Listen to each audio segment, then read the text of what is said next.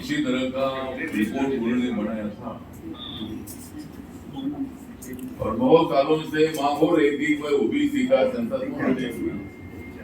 लेकिन माननीय नरेंद्र मोदी जी जो देश के प्रधानमंत्री हैं, उनकी एनडीए सरकार ने निर्णय लिया है कि ओबीसी के जनगणना के साथ साथ संसद के साथ साथ जो ग्रामीण हो, क्षत्रिय हो, वैश्य हो, दलित और आदिवासी का तो ऑलरेडी सेंसस होता ही है। ओबीसी और जनरल कैटेगरी का सेंसस इसलिए नहीं हो रहा था, संविधान के आर्टिकल 17 के मुताबिक कास्टिज्म को खत्म किया है कि जाति के आधार पर जनगणना कैसी करनी है। इस पर थोड़ी टेक्निकल डिफिकल्टी थी, लेकिन हमारे माननीय मोदी साहब के सरकार ने वो जो डिफिकल्टी थी उस डिफिकल्टी को सॉल्व करके सभी जाति का सेंसस जाति के आधार पर करने का निर्णय लिया है। वो भी 1 साल के अंदर जब सेंसस होगा तो हर कास्ट का पॉपुलेशन कितना है इसकी जानकारी मिलेगी।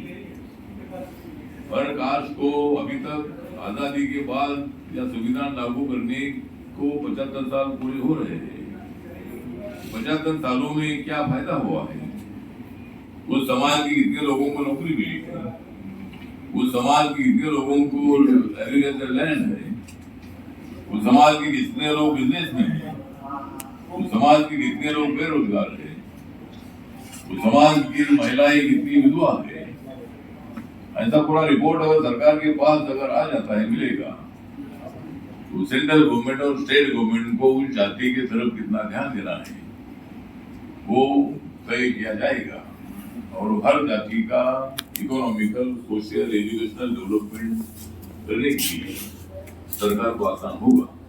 ये तो पॉपुलेशन की बात हुई। आपकी तो मांग ये है कि भाई हमारी जो 28 जातियां है, ये तेलंगाना की जो 28 जातियां, पहले तो आंध्र प्रदेश था, एक साथ था। तेलंगाना का आंदोलन केसीआर के नेतृत्व में चला, उसमें सभी लोगों ने भाग भी लिया। मेरी पार्टी जो रिपब्लिकन पार्टी है, ये भी पार्टी स्वतंत्र तेलंगाना राज्य का सपोर्ट करती थी। वैसे हैदराबाद का हमारे महाराष्ट्र का बहुत नजदीक का संबंध है। हमारा जो मराठवाड़ा है उसमें औरंगाबाद जिला भी जो छत्रपति संभाजी नगर नाम से जिला है, नांदेड़ है, उसके साथ लातूर है, भीड़ है, उस्मानाबाद है, जालना है, ऐसे जिले मतलब उसमें आते थे। और पहले हमारा पूरा मराठवाड़ा निजाम के संस्थान में था। बाबा साहब अम्बेडकर जी ने जब औरंगाबाद में जब अपना कॉलेज शुरू किया था, तब कॉलेज उस्मान यूनिवर्सिटी में थे। हैदराबाद में जो उस्मान यूनिवर्सिटी है उसमें थी।